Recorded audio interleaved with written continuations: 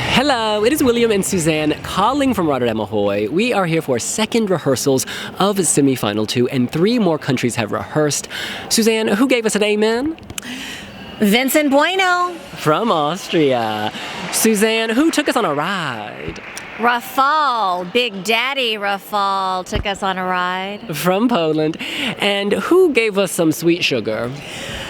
The one and only Natalia. Gordienko from where? Moldova. Thank you so much. Should we talk about it? Let's do this.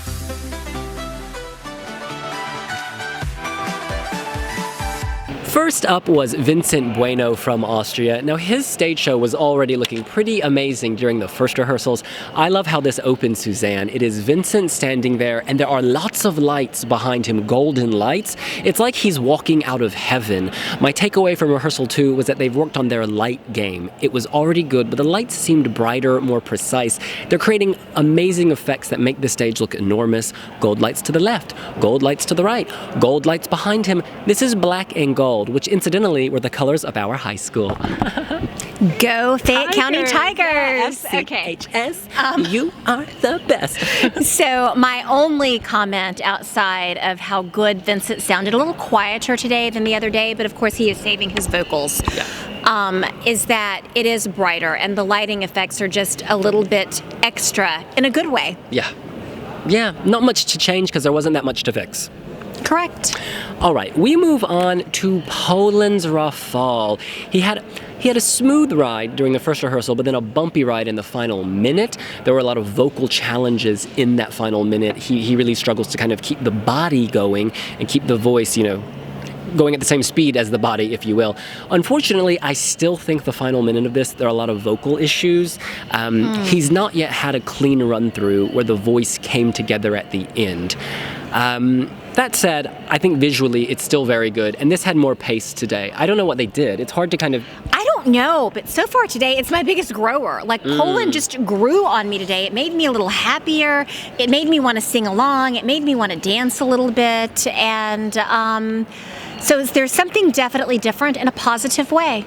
It could be that Big Daddy energy he's giving off. Big Daddy love. We asked him in our interview, where does this Big Daddy energy come from? Why do so many grandmothers love you, housewives? And he said he thinks he's sort of the guy that mothers would like their daughters to bring home.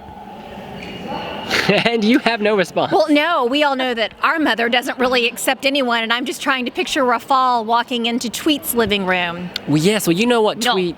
No. Can I give you an example? What did Tweet call your ex-partner? That ugly man. Big ugly man. I think they met twice in 17 years. He was in the house once and she didn't know, and she was bringing my sister toilet paper, and she said, "Oh my God," threw the toilet paper and ran outside. She's like, "I didn't know the big ugly man was here." Or old ugly man. What does she call him? Old ugly man. I always said that ugly man. I think there were times where she might have called him old.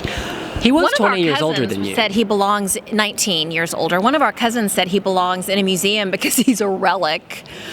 The kind of vantage point, the views certainly reflect that. In any case, we move on to the third act in this section. I want some sugar. Girl, pass me the Oreos, Give me a the stroopwafel. Yes, Skittles. Ooh. Sinan, what's that Turkish dessert that's sweet? A Tony's chocolate lonely.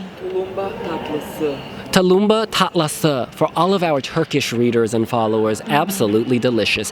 Now look, we move on to Moldova, Natalia Gordienko. I thought this looked great. This is simple, but it's so effective. I do think there's a trade-off. At times, she seems to dance really well, and at times she seems to sing really well. I've not yet heard it where it's 100% singing and dancing together. That will happen, in the moment. The adrenalina will hit her during the live shows, and then I think it will come together. So all I've got to say is legs for days. Yeah.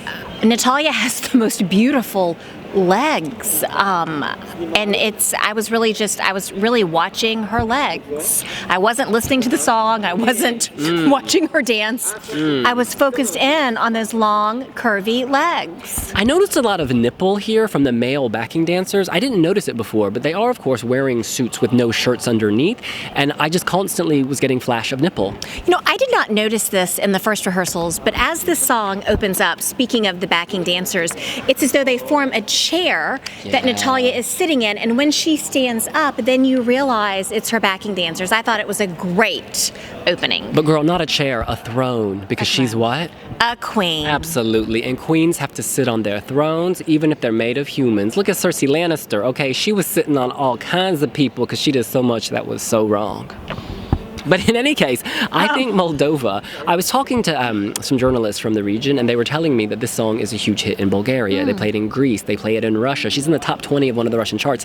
This song is everywhere. And because she's working with Philip Kirkorov, she does get a bit of a boost from his he's a huge pop star in Eastern Europe. He's like, he's called himself Russia's Michael Jackson, etc. Oh my goodness, Hurricane is on. So we're going to cut this off, and we're going to say we will see you later. Bye.